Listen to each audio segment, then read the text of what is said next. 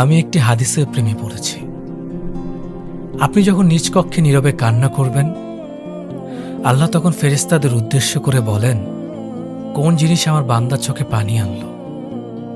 ফেরেশতাগণ বলেন, আপনার বান্দা সুখে নেই, আপনার বান্দা অনেকদিন হাসেনি।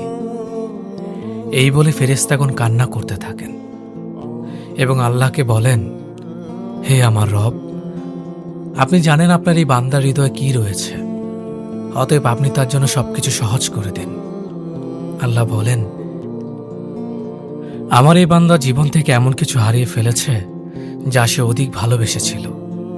অতএব আল্লাহ বলেন, আমি শপথ করছি, আমার এই বান্দা তার জীবন থেকে যা হারিয়েছে তার চেয়ে উত্তম জিনিস আমি তার জীবনে এনে দেব, যা দেখে দুনিয়া ও আখিরাতের সবাই বিস্মিত হবে। সুবহানাল্লাহ।